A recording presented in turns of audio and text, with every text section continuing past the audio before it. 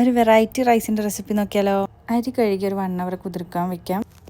ഈ കാണുന്ന ഐറ്റംസൊക്കെയാണ് കേട്ടോ ഞാൻ ഇതിലേക്ക് എടുത്തിരിക്കുന്നത്. നമുക്ക് നെയ്യിലേക്ക് ഓൾ സ്പൈസസ് ഇട്ട് പൊട്ടി കഴിയുമ്പോൾ അതിലേക്ക് നമുക്ക് സബോള ആഡ് ചെയ്ത് കൊടുക്കാം. അതൊന്ന് കുക്കായി കഴിയുമ്പോൾ നമുക്ക് ഇഞ്ചി വെളുത്തുള്ളി പച്ചമുളക് പേസ്റ്റ് ആക്കിയതും ടൊമാറ്റോ പേസ്റ്റും കൂടി ആഡ് ചെയ്ത് കൊടുക്കാം. അതൊന്ന് കുക്കായി കഴിയുമ്പോൾ ഒരു മാഗി ക്യൂബും ഒരു പകുതി ക്യാപ്സിക്കും ആഡ് ചെയ്യുന്നുണ്ട്. മസാലയ്ക്ക് വേണ്ടിയിട്ട് ഞാനിവിടെ മഞ്ഞൾപ്പൊടി, കുരുമുളക് പൊടി, കപ്സ മസാല ഇത്ര ഇട്ടൊന്ന് മിക്സ് ആക്കിയതിന് ശേഷം ചിക്കൻ സ്കിന്നോട് കൂടിയതും ഉരുളക്കിഴങ്ങും ഇട്ട പാകത്തിന് വെള്ളം ഒഴിച്ചിട്ട് ഞാനത് അടച്ചു വെച്ച് കുക്ക് ചെയ്യുന്നുണ്ട്. ചിക്കനൊക്കെ ഒന്ന് കുക്കായി വരുമ്പോൾ ഞാൻ കുറച്ച് മല്ലിയിലയും കൂടി ഇടുന്നുണ്ട്. ഓൾമോസ്റ്റ് കുക്കായ ചിക്കനെ ഞാൻ മാറ്റുന്നുണ്ട്. കുറച്ച് സ്റ്റോക്ക് വാട്ടർ അതിനോടൊപ്പം എടുത്ത് മാറ്റി വയ്ക്കുന്നുണ്ട്.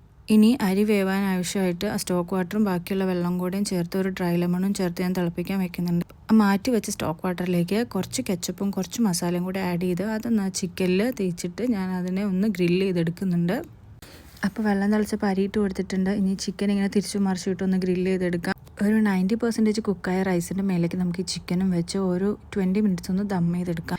ഇത് നിങ്ങൾക്ക് ഇഷ്ടമുള്ള പേര് വിളിക്കാം കേട്ടോ, പക്ഷേ നല്ല ടേസ്റ്റ്.